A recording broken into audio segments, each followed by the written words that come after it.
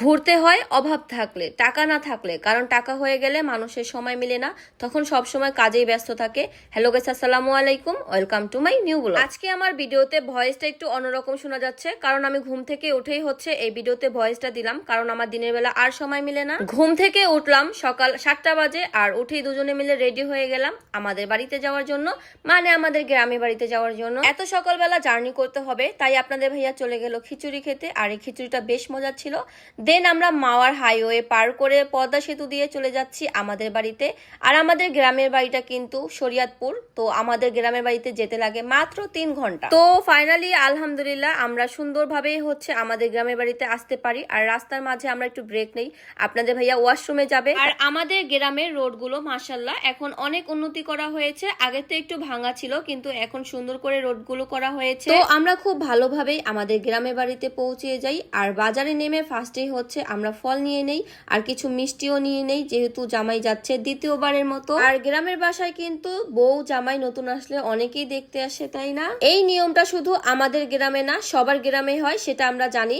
তো আমরা ফাইনালি চলে আসলাম আমাদের বাসায়। আসার পরে দেখলাম আমার ছোট বোন এখানে কাজ করতেছিল, আর আমার আম্মু ঘরে ছিল, আমার দাদি আমাদের জন্য রাস্তায় দাঁড়ায় ছিল আগায় নেওয়ার জন্য। আমি কিন্তু বাসায় ঢুকে গিয়েছিলাম, আবার ব্যাগ রেখে বের হয়ে ভিডিও করে নিলাম, মনে ছিল না ভিডিও করার জন্য। আর এইদিকে আপনাদের ভাইয়া বাসায় আসতে না আসতে জামাই আপ্যায়ন পেয়ে গেল, মানে আমার আম্মু ওনাকে নাস্তা দিচ্ছিল, আর সে বসে বসে মজা করে খাচ্ছিল। নাস্তা কমপ্লিট করে সে আমাদের রেখে চলে যায় পুকুর পাড়ে, একা একা বসেছিল, তাই আমি তার ভিডিও করে নিচ্ছিলাম।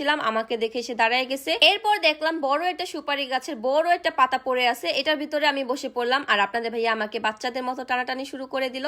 এটা অনেক বেশি করতাম ছোটবেলায়, এই জিনিসটা অনেক বেশি ভালো লাগতো, এখন অনেক বেশি মিস করি। যাই হোক, অনেক ছোটবেলার কথা মনে পড়ে গেল। আমাকে এইভাবে টেনে তার কোমরের হাড্ডি বাঁকা হয়ে গেছে, তাই কোমরের হাড্ডিকে সোজা করতেছে। এরপর দেখলাম আমার আম্মুও চলে আসছে এখানে। এরপর এসে এখানে আমরা তিনজন একটু কথাবার্তা বলতেছিলাম, তারপর চলে গেলাম বাসায়। বাসায় যাওয়ার পরে দেখলাম আমার আব্বু আমাদের জন্য ডাব নিয়ে আসছে। আরেকটা কথা বলে নেই, আমার আব্বু আম্মু সবাই কিন্তু গ্রামে থাকে না, সবাই শহরে থাকে, মানে ঢাকাতে থাকে।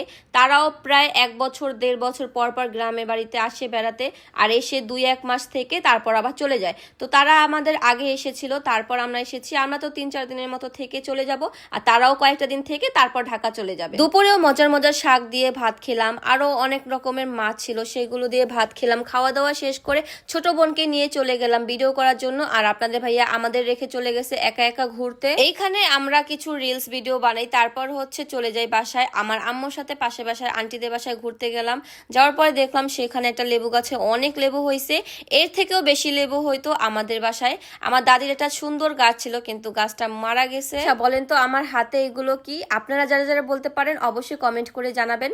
তো আজকের মতো ভিডিওটা এই পর্যন্ত। সবাই ভালো থাকবেন, সুস্থ থাকবেন, আমাদের জন্য দোয়া করবেন, আর আমার নেক্সট ভিডিও দেখার জন্য অবশ্যই পেজটিকে ফলো করে রাখবেন। আল্লাহ হাফেজ।